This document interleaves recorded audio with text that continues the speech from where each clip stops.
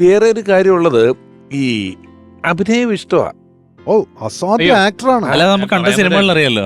ഈ നക്ഷത്രങ്ങളില് ആ ഒരു ക്യാരക്ടർ എന്ന് പറയുന്നത് ശരിക്കും അസാധ്യമായിട്ട് അഭിനയിച്ചിട്ടുണ്ട്. പക്ഷെ അത് നമുക്ക് അടുത്തറിയുന്നവർക്ക് അറിയാം, അതാണ് യഥാർത്ഥത്തിലുള്ള ജയേട്ടൻ. അതെ അതെ അതെ, ശരിക്കുള്ള ജയേട്ടനാണ് ഹരിഹരൻ സാർ ആ സിനിമയിലുള്ള. അതെ അതെ അതെ.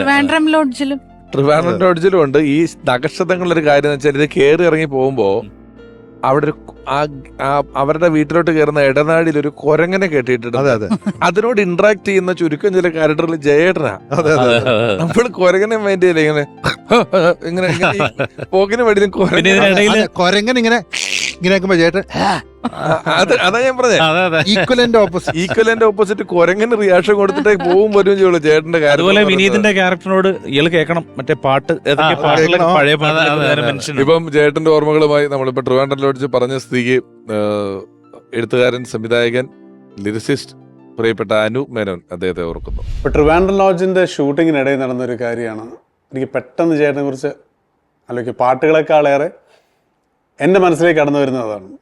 ഞങ്ങൾ അച്ഛനും മകനായിട്ടുള്ള സീൻ ഷൂട്ട് ചെയ്ത് കഴിഞ്ഞ് ഒരു ഹോട്ടലുണ്ട് അദ്ദേഹം നടത്തുന്നത്, അവിടെ വെച്ചിട്ടുള്ള ഒരു വലിയ സീൻ, അതൊരു ഹോൾ ഡേ നീണ്ടുന്ന സീനാണ്. അപ്പം അവിടെ ആൾക്കാർ സ്വാഭാവികമായും സിനിമ ഷൂട്ടിങ്ങാണ്, കൂടും കാണാനും ഫോട്ടോ എടുക്കാനൊക്കെ വരുന്നു. അപ്പം പുള്ളി ഇത് പതുക്കെ ഇറിറ്റേറ്റഡായി തുടങ്ങി കുറച്ച് കഴിഞ്ഞപ്പോൾ. അങ്ങനെ ഓൾമോസ്റ്റ് പാക്കപ്പായി അദ്ദേഹത്തിന് ഡ്രസ്സ് ചേഞ്ച് ചെയ്യണം. അങ്ങനെ ഇതൊരു വീട് പാതി ചായക്കട, ഇത് മാറ്റി നമ്മുടെ ആർട്ട് ഡയറക്ടർ മാറ്റിയിട്ടാണ് അതൊരു ഫുൾ ചായക്കടയാക്കിയത്. അപ്പോൾ അതിൻ്റെ ചായപ്പിലാണ് നമ്മൾ ഡ്രസ്സ് ചേഞ്ച് ചെയ്യുന്നത്. അപ്പം ഇദ്ദേഹം ഡ്രസ്സ് മാറാൻ പോയപ്പോൾ രാത്രിയായി, ആൾക്കാരൊക്കെ ചുറ്റും കൂടി. അപ്പോൾ ഈ ഡ്രസ്സ് മാറുന്നിടം എന്ന് പറയുന്നത് അപ്പുറത്ത് ആൾക്കാർ കാണാം. ജയേട്ടനാ വളരെ സന്ദർഭോചിതമായ ഒരു ചീത്ത പറഞ്ഞു ഇവിടെ. അതോടെ അവിടെ റിയൽ മേഹമാണ്. കാരണം വെച്ചാൽ ഇങ്ങനൊരു സ്ഥലത്ത് വന്ന് ഒരാൾ ഒരു ക്രൗഡിലേക്ക് ഇത് പറയുക എന്ന് പറയുന്നത്, ഞാനപ്പുറത്തുണ്ട്, എന്ത് ചെയ്യണമെന്ന് അറിഞ്ഞുകൂടാ. കാരണം അത് ഭയങ്കര വോളറ്റൈൽ സിറ്റുവേഷനാണ്. പിന്നെ കണ്ടതെന്ന് വെച്ചാൽ അവിടെ വണ്ടി വളയുന്നു, നമ്മുടെ ഒരു സിനിമയുടെ ഒരു ടാക്സി പോലും വെളിയിൽ പോവില്ല എന്ന സിറ്റുവേഷൻ ആവുന്നു. അദ്ദേഹം മാപ്പ് പറയണം എന്നുള്ളതാണ്. അദ്ദേഹത്തിൻ്റെ മാപ്പ് പറയിക്കാനുള്ള ഉത്തരവാദിത്തം എൻ്റെ ആയി.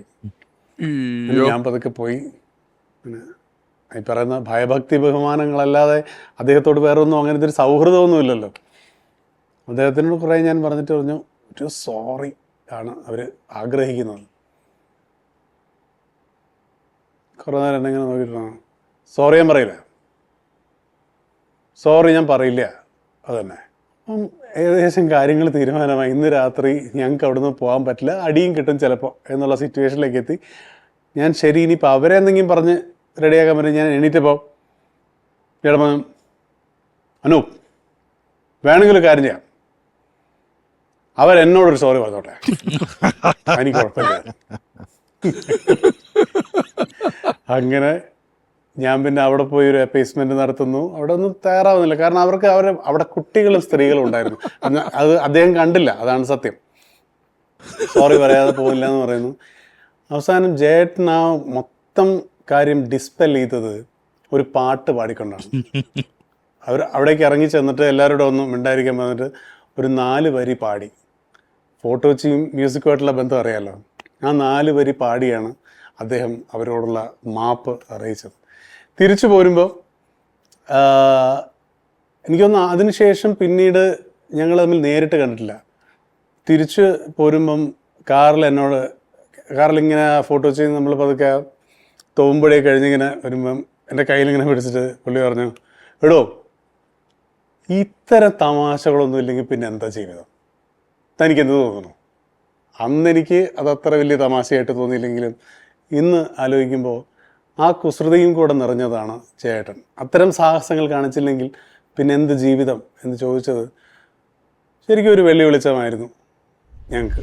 സന്ദർഭോചിതമായ ചീത്ത എന്ന വാക്കാണ് ഞാൻ ഈ അനൂപനും പറഞ്ഞതിൽ എനിക്ക് അത്ഭുതം തോന്നിയൊരു വാക്ക്. സന്ദർഭോചിതമായ ചീത്ത നമുക്ക് ഊഹിക്കാവുന്ന കാര്യമുള്ളൂ പറഞ്ഞാണെന്നുള്ളത്.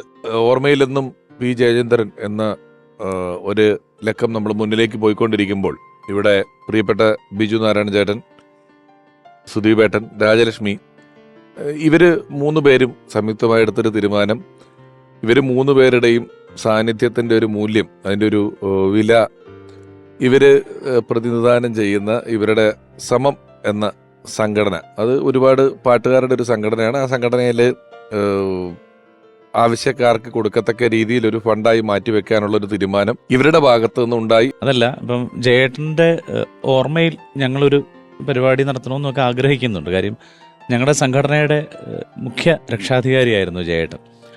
സംഘടനയുടെ പരിപാടികൾക്കൊന്നും അദ്ദേഹം അങ്ങനെ റെഗുലറായി വരുന്ന ആളൊന്നുമല്ല, പക്ഷേ പങ്കെടുത്തിട്ടുണ്ട്. പലപ്പോഴും നമ്മളോട് കൂടെ ചേർന്ന് നിൽക്കുന്ന ആളാണ്.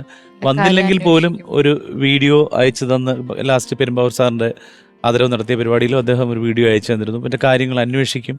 ഏറ്റവും വലിയൊരു കാര്യം നേരത്തെ പറഞ്ഞ പോലെ ഒരു മനുഷ്യത്വം, അല്ലെങ്കിൽ ഒരു മറ്റുള്ള സഹജീവികളോടുള്ള ഒരു സഹാനുഭൂതി, ഇതൊക്കെ ഉള്ള ആളാണ്. അപ്പോൾ പ്രത്യേകിച്ച് ഏതെങ്കിലും ഒരു കലാകാരൻ കഷ്ടപ്പെടുന്നു എന്നൊക്കെ അറിയുമ്പോൾ അത് പറഞ്ഞ് വളരെ സെൻറ്റിമെൻ്റലാവുന്ന ആളാണ്. പലരെയും സഹായിച്ചിട്ടുള്ള ആളാണ്, പക്ഷെ നമ്മൾ അറിഞ്ഞിട്ടില്ല പലതും, പിന്നീടാണ് അറിയുന്നത്. അപ്പോൾ ജയേട്ടൻ എപ്പോഴും പറയുന്നത് അത് നന്നായി ഓരോ കാര്യങ്ങളെക്കുറിച്ചും പറയുമ്പോൾ അങ്ങനെ പറയുന്നത്. അപ്പോൾ നമ്മളിപ്പോൾ ഇതിൽ നിന്നൊരു ജയേട്ടൻ്റെ പേരിൽ ഒരു പരിപാടി വന്നിട്ട് നമ്മൾ പണം ഉണ്ടാക്കുക എന്നുള്ളതല്ല, അത് ജയേട്ടൻ ആഗ്രഹിച്ചതുപോലെ ആർക്കെങ്കിലും ഗുണപരമായിട്ട് സാധിക്കട്ടെ എന്നാലോചിച്ചിട്ടാണ് അങ്ങനെ ഒരു തീരുമാനം. ഇത് സംഘടനാപരമായിട്ട് ആലോചിച്ചെടുത്ത തീരുമാനമല്ല, ഞങ്ങൾക്കിപ്പോൾ തോന്നുന്ന ഒരു കാര്യം. സംഘടനയുടെ പരിപാടിയല്ല, നിങ്ങൾ വ്യക്തിപരമായിട്ട് ഇവിടെ വന്നതാണ്, അത് സംഘടനയ്ക്ക് കൊടുക്കുന്നു, നല്ല കാര്യം. ബിജുചേട്ട, സുദീപേട്ട, രാജലക്ഷ്മി, ഇത് നിങ്ങൾ സമത്തിന് കൊടുക്കേണ്ടുന്ന തുക ഏറ്റുവാങ്ങാം.